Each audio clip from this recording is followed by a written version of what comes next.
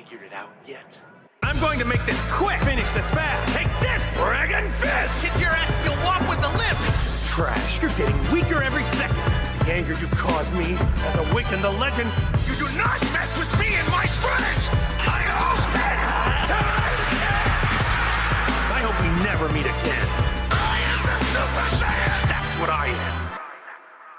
What's up, y'all? It's Animaine Dani Marie. And we are back with another episode of the Unapologetics podcast, where if we said it, we ain't taking none of it back. And we are here today for one reason, and one reason only. We've been gone for a minute, but now we're back with the jump off. And the jump off of today is Kamen America.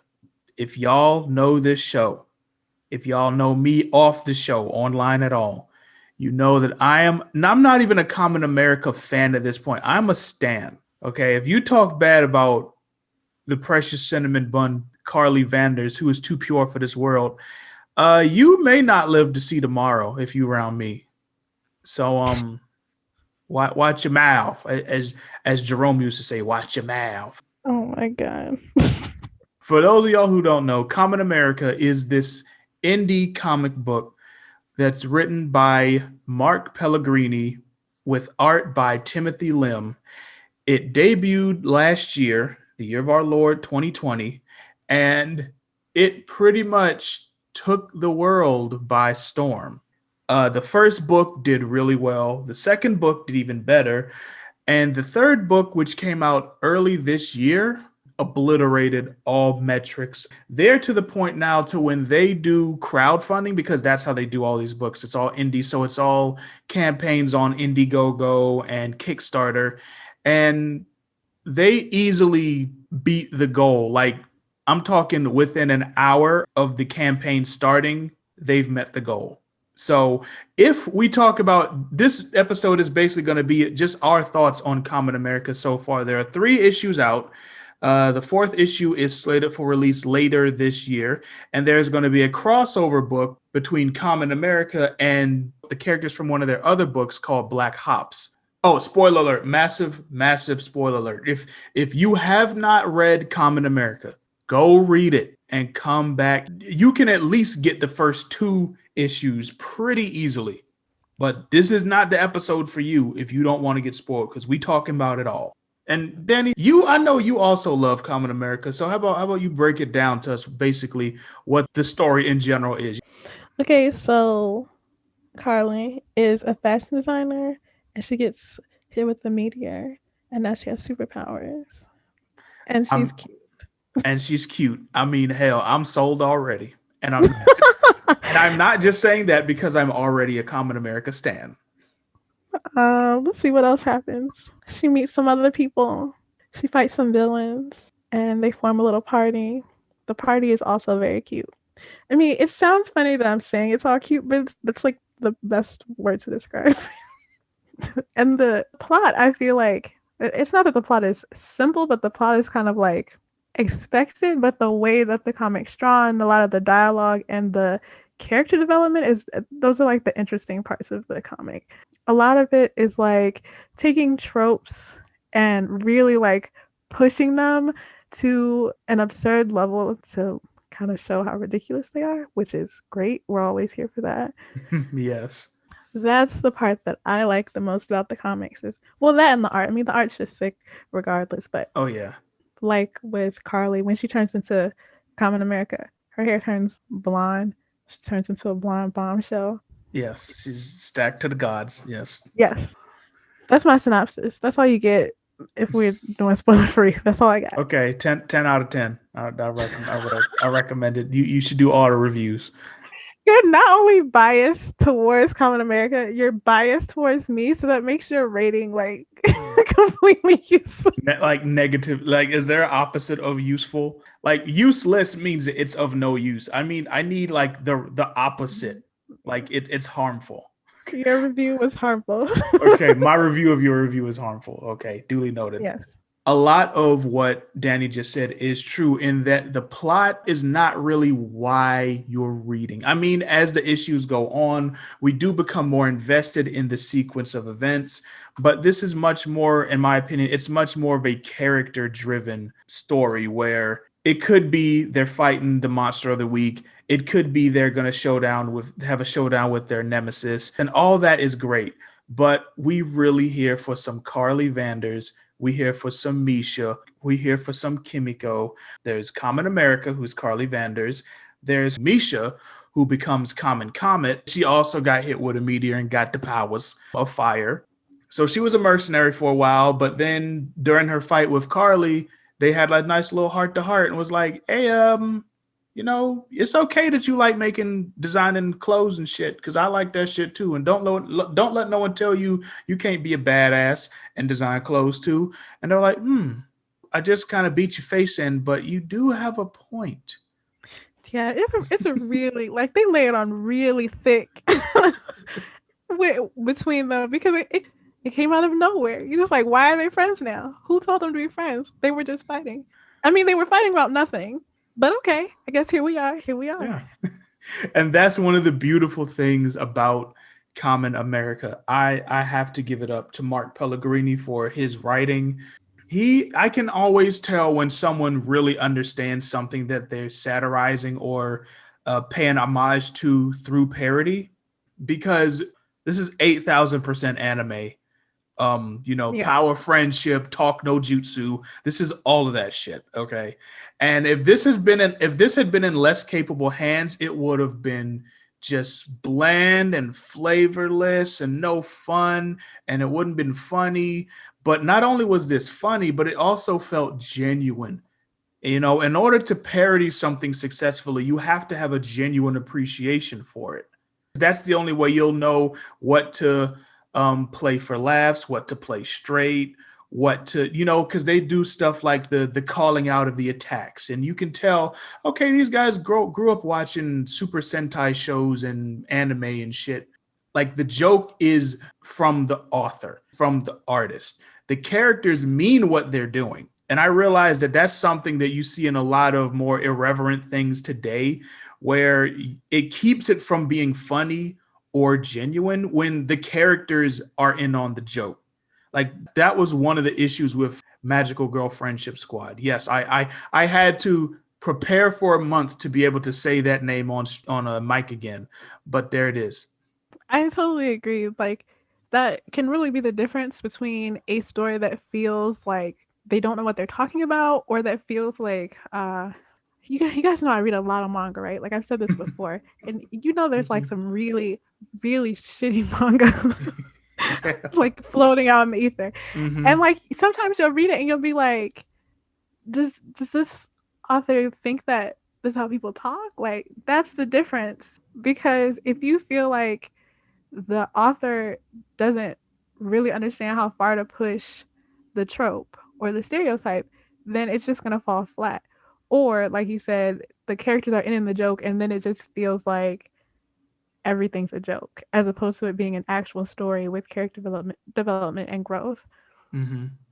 Yeah, Yeah. that is of maximum importance. It's perfectly fine if the author's in on the joke, but if the characters, if they're not even taking it seriously, how the hell are we, the audience, gonna get invested? I mean, everything can't be Family Guy. Everything can't be Rick and Morty. At some point, somebody has to actually be sincere. And that is one of the main words I think of when I think of Common America is sincerity and being genuine. Oh, and then there's Kimiko. I did name drop her. I just want to mention her real quick. Who's an actual Japanese girl.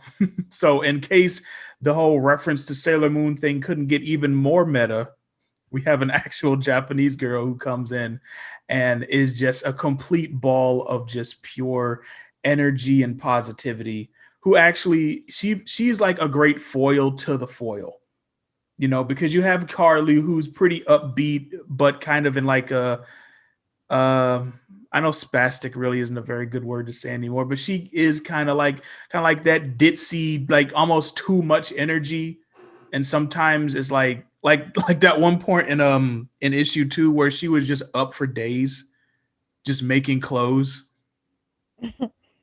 Or like when she first met Kimiko and she was like, "What happened to you? I got hit by a meteor.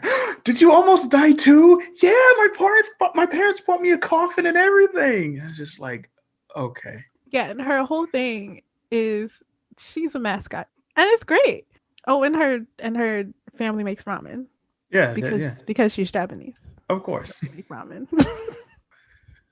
But it's so good, and I just love so much about this.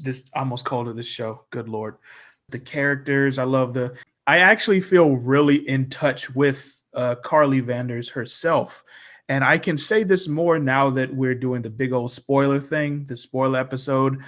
Like when I read Carly, I feel like in a way I'm reading myself if I were a early 30s year old white girl from Indiana. Like that's pretty much me in a lot of ways. Each issue, Carly is sort of facing like some different kind of threat in addition to the external threat. There's always something she's dealing with internally as well. It's always something that's very good, it's very relatable and aspirational at the same time. But what really resonates with me about Carly so much is that she does all this stuff. You know, she's out here blowing up all these freaking monsters, saving people's lives and shit. And how do they react? They're on their freaking phones, just chilling on their car that was just recently destroyed.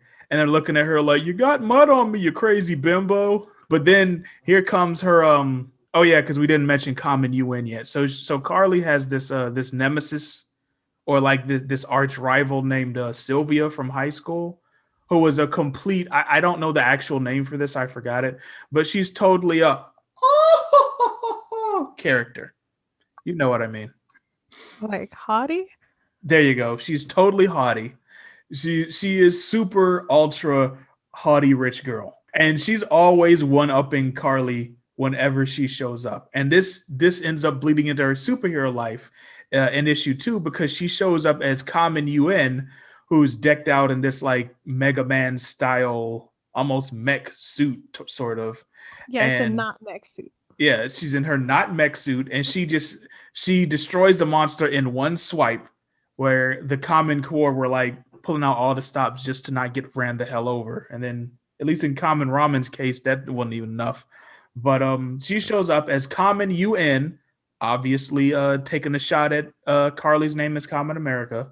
You know, she's all like, I'm here and everything, and I'm not just fighting for people who have my nationality because borders are a social construct and we're all just one race. We're the human race, and everyone's just eating her up, and they all want her autograph. And there's this fat slob with a shirt that just says "consume" on it. This is all about Common UN, and God damn it, I fucking love and hate Tim and Mark for making this book. I swear. But like she shows up and just completely steals all of Carly's thunder, no pun intended. I definitely identify with that part of Carly's story because I have often felt like that. I'm pretty sure that's something everyone can deal with. Like, everyone, I don't care what they tell you. Everyone wants to be acknowledged for their hard work in some way. And when you're busting your butt out here day in, day out, and no one barely even bats an eye. And then some rando comes in. Maybe it says a rando from your past even comes in and just does what you were trying to do just like that. And then they get all the attention. And then you're just sitting there with folks they're like looking at you and snickering and laughing and shit. That shit can eat away at you, man. Even when you're trying to be the best person in the world. Like if you got someone who tells you, "Hey, I just straight up, I don't care if and no one ever knows what I'm doing," they are lying to you. Especially if they're people that are doing online shit. But I've talked way too long. What are your thoughts, Danny? I think it's true. Like everyone can relate to Carly. One of the things that I like about her the most is that she's an imperfect hero, like Mm-hmm. almost to the extreme. I mean, she's like really self-centered Yes.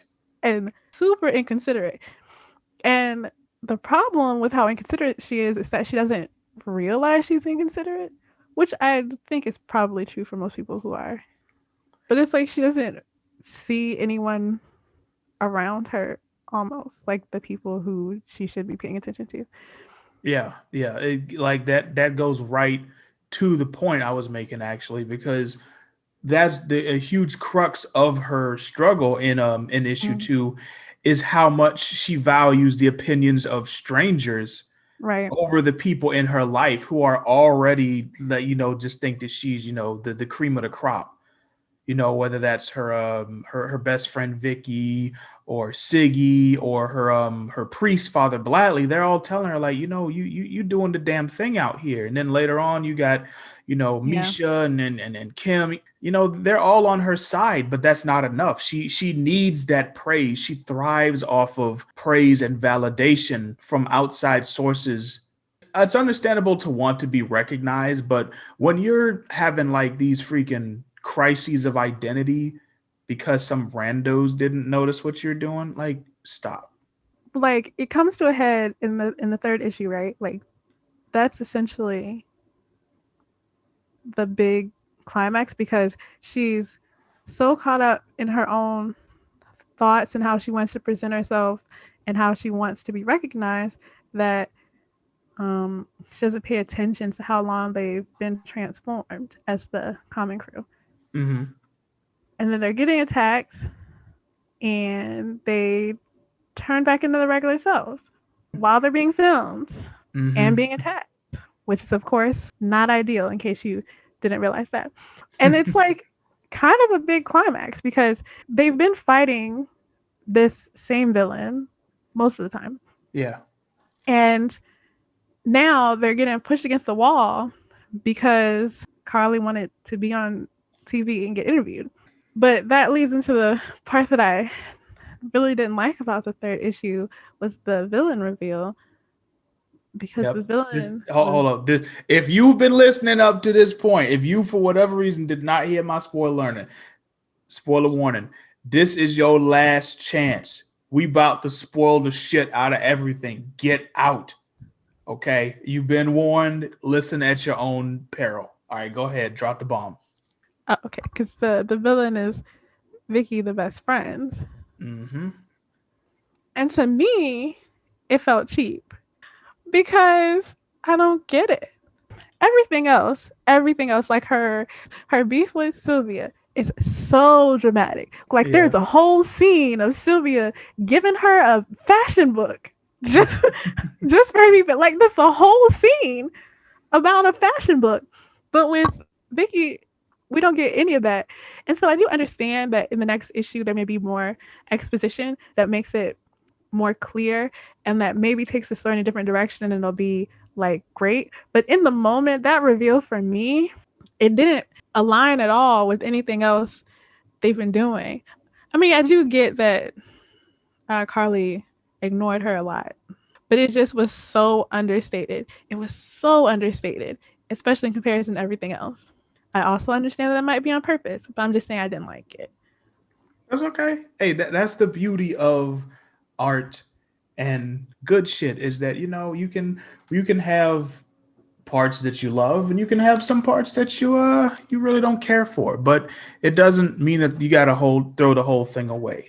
Um but yeah, we do have the reveal that Vermilion Masquerade, who we met in issue 2 and we know is the one who's creating all these monsters and beasts and shit that keeps rampaging, that she is actually Vicky, the unassuming scientist best friend of Carly, who I just remembered, well, not remembered, I just realized just how many little slight hints have been in the background from her first introduction scene. Like, not hint as in, oh, she's definitely going to turn, but just like letting you know, hey, this might be important later. Like, even when she first says, when they were talking about when she gets picked up, when she picks Carly up from Area 51, and they're talking about their old teacher, Miss Wormwood, who used to bag on Carly all the time because she wanted Carly to, be a modern girl and be into all the stuff that boys do. And Miss Wormwood didn't rag on Vicky. It's because Vicky already knew she wanted to be a what? A geologist. And what is Vermilion Masquerade? What does she control? Clay, mud. So little stuff like that. I'm like, that was a good touch. But we do know now that it was Vicky all along. And please, no one leave any comments about that goddamn song from WandaVision. I will delete your comment and block you, please. But but yeah, we know now that the whole time, all the times that Vicky was getting, overlooked, all the times that she kept asking Carly, "Hey, when am I gonna get my sample? You said you're gonna do this," and then it just kept not happening. And everyone's out here being in the limelight and doing all this great shit, and poor little Vicky just sitting there watching the badger, the capybara that Carly didn't know was a capybara because she doesn't know what that means. Jesus Christ, this girl is so blonde sometimes. I mean, God. But yeah. I mean, if I said I saw it coming a mile away, I'd be lying. I did start to get a little suspicious with the way things were. I feel like this was the issue where they were starting to lean in on it a bit more. So it is like, okay, if you've had any suspicions, we're basically going to confirm them with little stuff with Vicky before we do the actual reveal. No, I was like, when they got into the argument, well, they didn't really get into the argument, but um when Vicky walked out after they were talking about the mud and Yeah. the doctor at Area 51, when she Mm-hmm. walked out, I was like, hmm. And then Yeah. when instead of Vicky going with them to Area 51, they took Sylvia. I was like, Mm-hmm. Yeah. yeah, Yeah. yeah, this is probably about to be it. Like Uh-huh. that's probably gonna be her, right? And she's talking about I'm just driving y'all around or whatever. That's my job. I was like, no, this sounds sketchy as fuck. Like, where is she going? What is she doing? I feel like at that point, I didn't know 100%, but I was like very aware that something was happening. Yeah, it was definitely, your spider senses. If they ain't been going off before, they definitely going off now. Yeah, and it was like you said, there were probably lots of other hints before that maybe didn't register as clearly, but once she like got up and walked out in the middle of a conversation, I was like, yo, Like I yeah. noticed she's been kind of feeling, underappreciated and stuff, but now The, the other issue that I have, and this is probably a personal preference issue, and also probably because I read too many mangas and web comics, yes. but like I really hate issues that can be resolved with like a single conversation or two conversations. And like I get that Carly wouldn't listen if Vicky was like, "Hey, you don't pay attention to me." But Vicky also does not have to be her friend. Like they did not have to be friends since high school. Like wait, I don't get it. Again, I know this can probably be explained in exposition, but I'm just saying if I'm friends with somebody and every time I'm around them, I feel like shit, I'm bouncing. I'm not gonna be a supervillain. Like that sounds like no. That does not sound like why? Why? Well, see, you're doing the thing again. You keep applying logic But and that's what I'm stuff that's not saying. supposed to. The relationship that she had with Carly up until this point has been relatively logical. Like their relationship was the most realistic out of any of the relationships in the book. There are lots of Vickies around in the world Yeah, yeah. I feel almost who live in like the shadows of their best friends. I So, really this is a super random thought just I just got right now, but I really feel like even with as much as you dislike this right now, I feel like this is how Cheetah should have been. Like this is like a better version of Cheetah from Wonder Woman 84. The best friend oh, who I see what you're who saying. lives in the shadows, yeah. And then after a while it builds too much and she just becomes a supervillain. No, and you know what? I feel like when we talked about 1984, we did say something like that because just the relationships in Wonder Woman just seem like all of them at this point with the movie seem super superficial. Like nothing Yeah. deep is happening with her, and that's a good point. I don't think that the problem isn't that Vicky's the villain, like in and of itself. Mm-hmm. The problem is that in my head, reading the comic, it just didn't seem to match the rest of the tone of the comic. It was like this is the most realistic relationship, and it has the worst outcome, the most outrageous outcome in the whole. The outcome makes no sense. The relationship made a lot of sense. Like Sylvia and Carly, no, that makes no sense. None. None. How doesn't that make Okay. sense? Come on. Come on. She You mean, said, I gave you this fashion book. I was able to help you. What? No. That is a Disney Channel television show, like one of those TV shows that mm-hmm. only has one season and only comes on the Disney Channel and never gets played anywhere else. Or one of those really bad shows that's still on Disney Plus. That's what that is. Okay. Okay. So you're telling me right now that there are no like nemesis that you have back from school days who you could resolve everything with if y'all just stop trying to kill each other or vaporize each other and just talk like adults. You don't have none of that.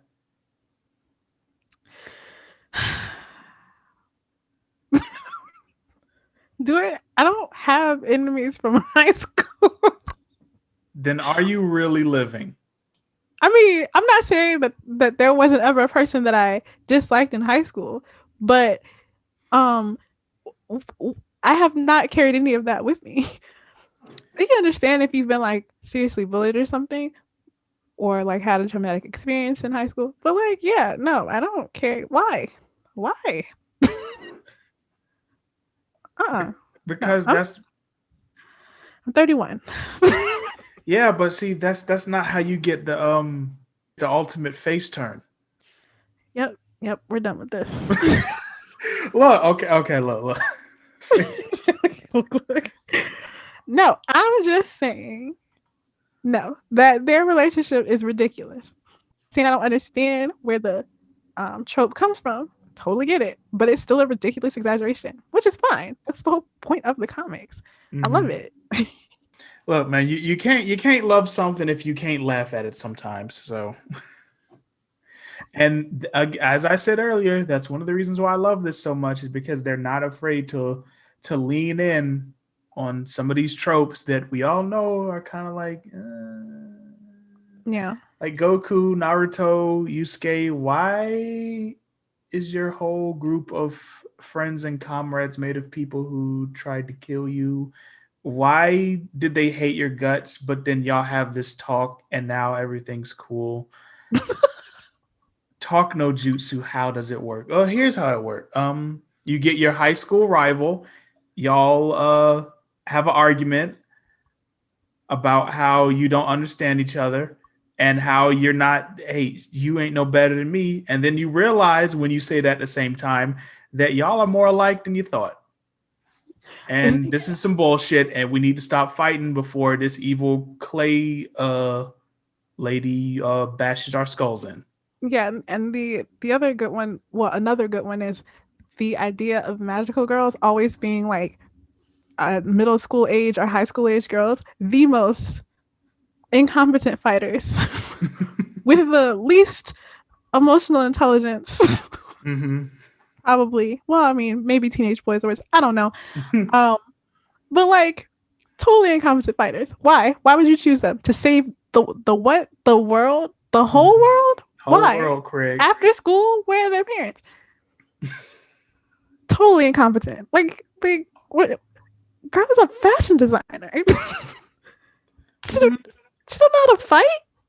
A She still fashion, don't know how to fight with her powers. a fashion designer. The best one, the best fighter out of all of them is Misha. At least she was an actual soldier. The other ones is a seamstress and a mascot that are saving the world.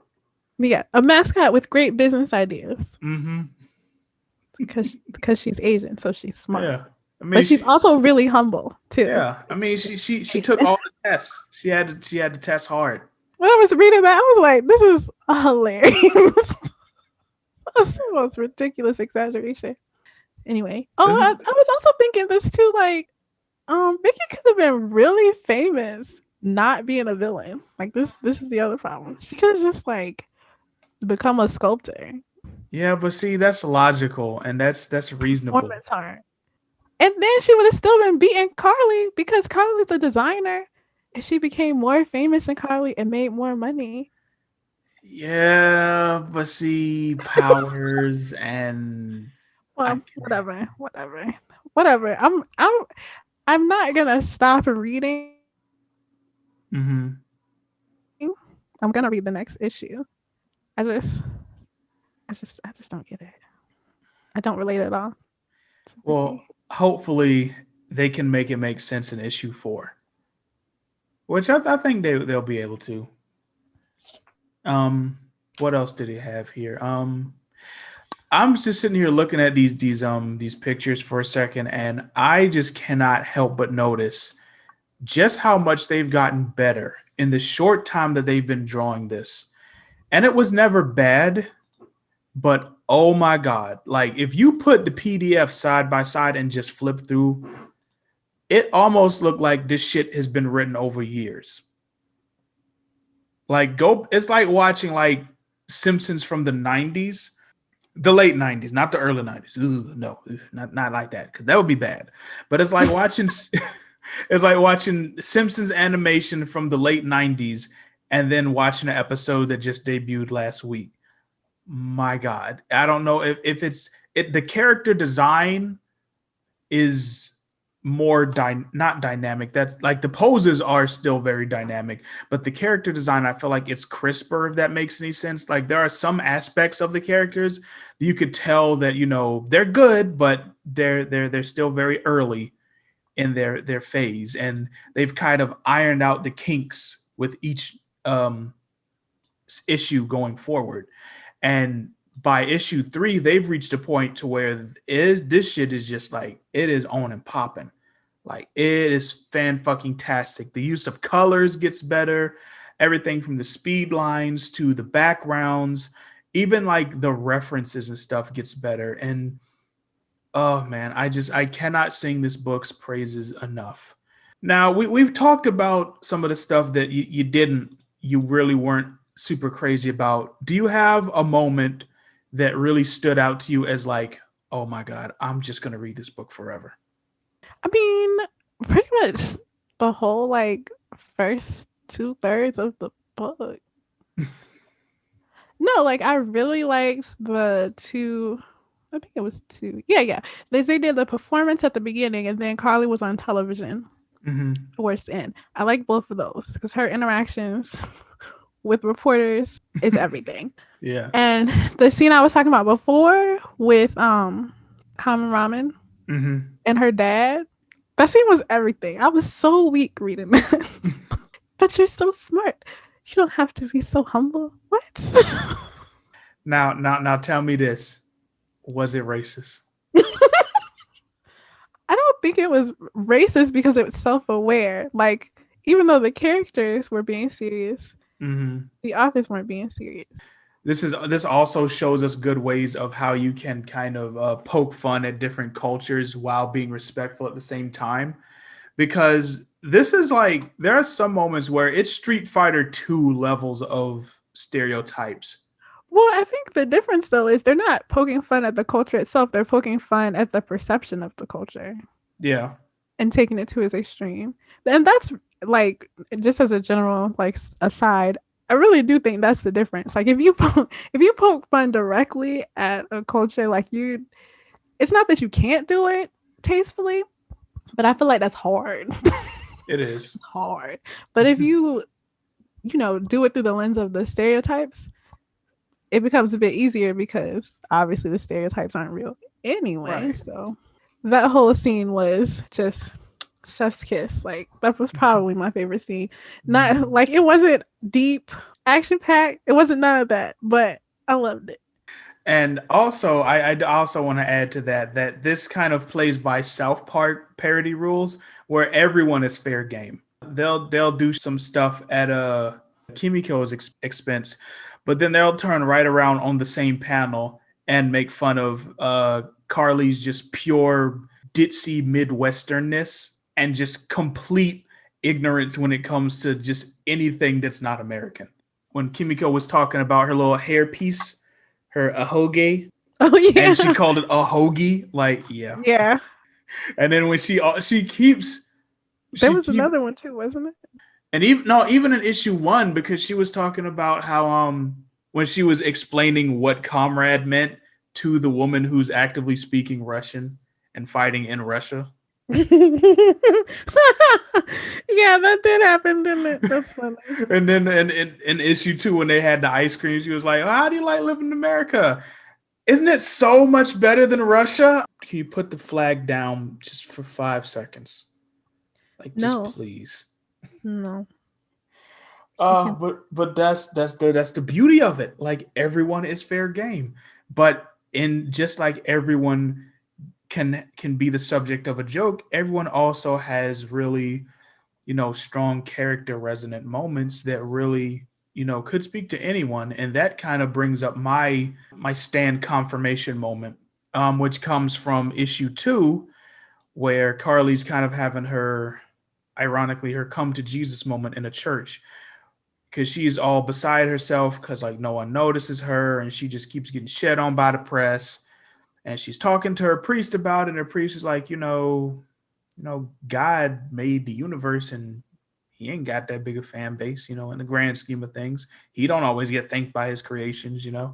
And then she just reaches in her pocket and she has a stack of mail because of course. And she finds this letter from the coroner, and it's about her teacher, Miss Wormwood, who I mentioned earlier in the episode. It turns out that she was found, she had passed away, and Miss Wormwood was a member of Carly's fan club for Kamen America, obviously. So in issue 1, Carly's just walking around in wintertime, and she sees this little old homeless lady who's rummaging through the trash for something to keep warm with, and she just gives her this scarf that she's wearing. It's really good because she's actually a very good seamstress. So she gives her this like top of the line scarf, and it just makes the old lady's day. Now Carly does not know this, but that old lady is Miss Wormwood. And Miss Wormwood now in her later in life, she's thinking back, and she's thinking, Carly, that name, that's the name of a student I had a long time ago, back when I was so angry and I wanted everyone to be just like me. And I thought that I was an independent and influential and a rebel out here. But all I really did was make a bunch of bad decisions and piss everybody off. And after a certain while, I didn't have no friends, no family.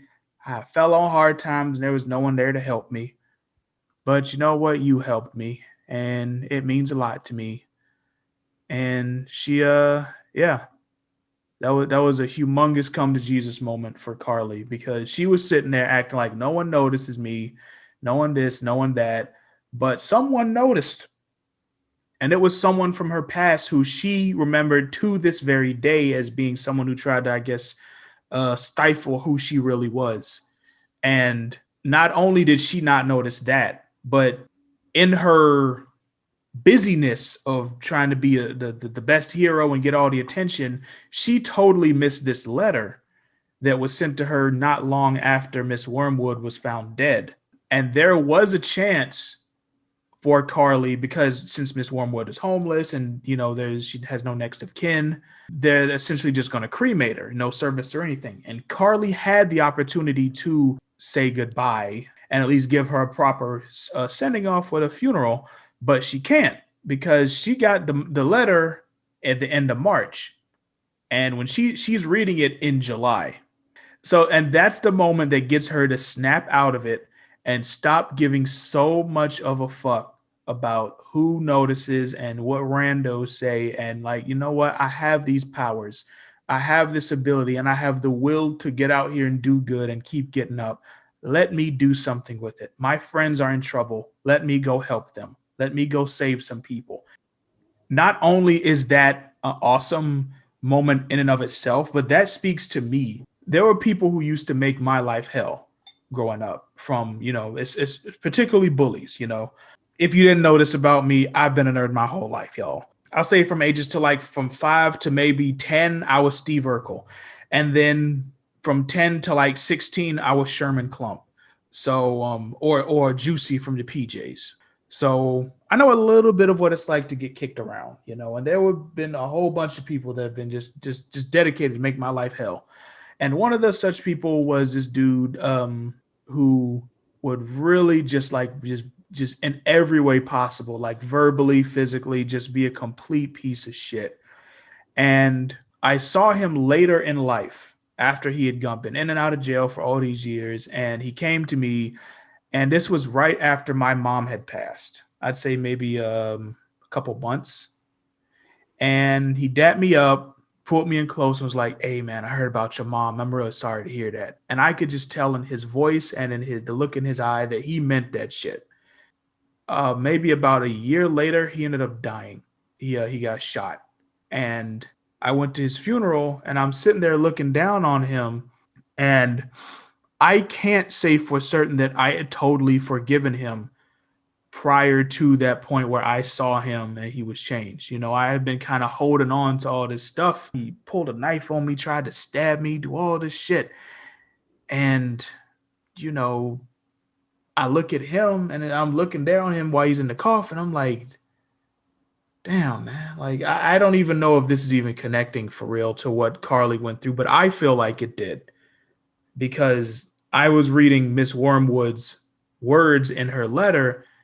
And she knew that she had wasted her life. She had wasted her life and pissed it away being something that she thought she needed to be and she wasn't. And it's really unfortunate that Carly never got to have that moment with her. And that was due in part to her, just like you said, Danny, just her not noticing, her being so focused on herself. And I had that same moment with this guy from my childhood where I can't say for certain, but I feel like he may have known that a lot of the stuff he did in the past really won't all that good.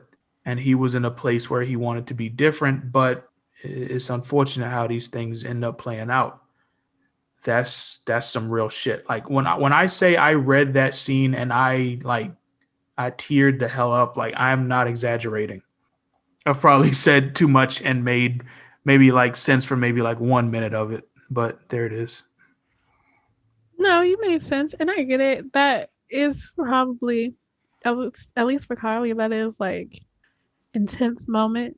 And I do think that as over the top as it is, it's definitely relatable. Yeah. I don't know. I just feel like a lot of us we carry so much stuff from the past and we become hyper focused on what this is and what we need to be and what we think's really going on, but when we get a second to actually slow the hell down and look at what's really going on, it can be like a sledgehammer to the back of the leg. But I mean that's often what we need. And even if we just look at Miss Wormwood, I mean, one of the big selling points of this book is that just the open shots that it takes at a lot of the conventions in our culture today, particularly from like the far left sphere. And Miss Wormwood is most definitely an old school, what we would call today an SJW.